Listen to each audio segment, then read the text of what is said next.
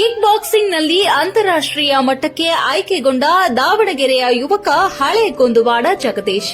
ಅಸ್ಸಾಂ ರಾಜ್ಯದ ಗುವಾಹಟಿಯಲ್ಲಿ 6ನೇ ರಾಷ್ಟ್ರೀಯ ಮಾರ್ಷಲ್ ಆರ್ಟ್ಸ್ನ ಮೊಯ್ ಥೈ ಕಿಂಗ್ ಬಾಕ್ಸಿಂಗ್ ಸ್ಪರ್ಧೆಯಲ್ಲಿ ಬೆಣ್ಣೆನಗರಿ ದಾವಣಗೆರೆಯ ಯುವಕ ಜಗದೀಶ್ ಎಸ್ ಬಂಗಾರದ ಪದಕ ಗಳಿಸುವ ಮೂಲಕ ಅಂತಾರಾಷ್ಟ್ರೀಯ ಮಟ್ಟಕ್ಕೆ ಆಯ್ಕೆಗೊಂಡು ರಾಜ್ಯಕ್ಕೆ ಕೀರ್ತಿ ತಂದಿದ್ದಾರೆ.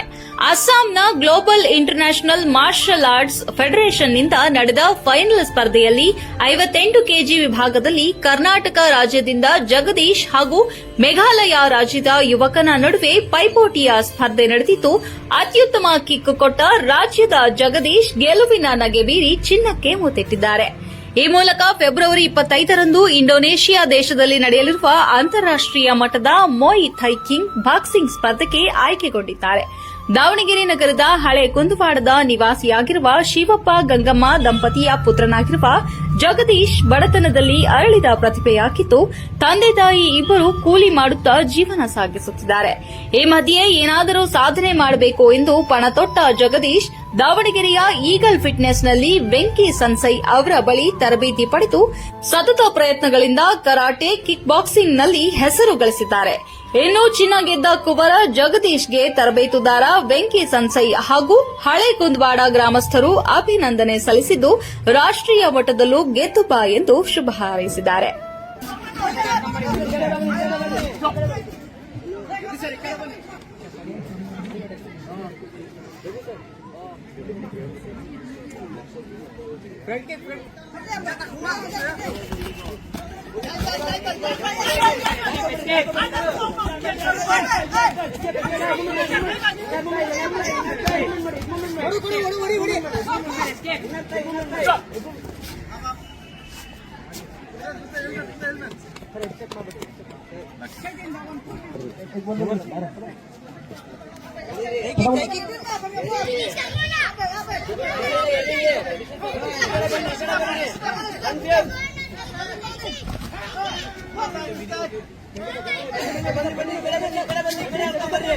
ಜಗದೀಶ್ ಬರ್ಲಿ.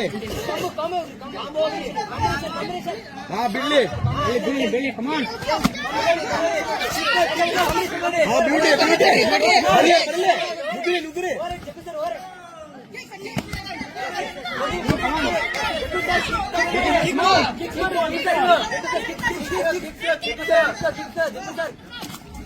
ಹಾ ಬ್ಯೂಟಿ ಕಮಾನ್.